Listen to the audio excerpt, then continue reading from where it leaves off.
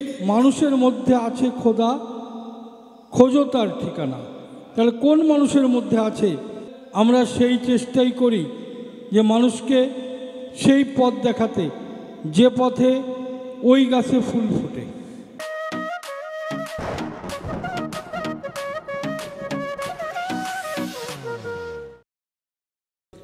সর্বঘটে আছে খোদা, কোনো ঘট নয় খালি, কোনো ঘটে ফুটেছে ফুল, কোনো ঘটে চাপা কুড়ি, তাই না? তো সেই চাপা কুড়িকে ফুটাতে হলে কি করতে হবে? যদি একটা গাছের কুড়ি আসে, তার ফুল ফুটাতে হয়, তো ওই গাছের যত্ন করতে হয়, ওই গাছে পানি ঢালতে হয়, তাই না? ওই গাছ যেন ছাগল ভেড়ায় না দমাতে পারে, সেই জন্য চারিদিকে বেড়া দিতে হয়, ঠিক কিনা? বেড়া দিতে হয় না? তা আসলে আমরা সেই চেষ্টাই করি যে মানুষকে সেই পথ দেখাতে যে পথে ওই গাছে ফুল ফোটে। তো সেই মানুষের মধ্যে আছে খোদা, খোঁজো তার ঠিকানা। তাহলে কোন মানুষের মধ্যে আছে? তাই সাইজি লালন বললেন, মানুষ ছাড়া খেপারে তুই মূল হারাবি, মানুষ ভজলেই সোনার মানুষ হবে। তো সেই সোনার মানুষকে যদি ভজা যায় তবেই তো সোনার মানুষ হওয়া যায়, না?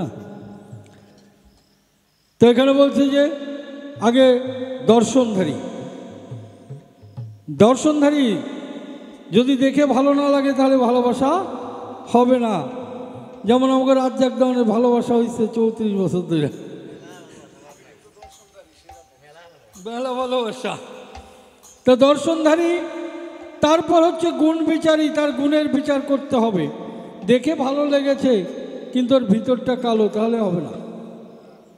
তাই আমার সাইজি বললেন, শ্যামের উপরে কালো ভিতরেও কালো, লালন বলে উভয়ে ভালো, করি উভয় বন্ধনা, তাই না? তো যদি ভিতরে উপরে দুদিকেই একরকম হয় তবে তাকে বন্ধনা করা যায়, যায় না? আর যদি দেখা যায় যে উপরে অনেক সুন্দর এরাম সাই, ভিতরটা বড় খারাপ যদি হয় তাহলে তো এরাম সাইকে ভালোবাসা যাবে না, যাবে? তো মানুষ ছাড়া খেপারে তুই মূল হারাবি, মানুষ ভজলেই সোনার মানুষ হবি।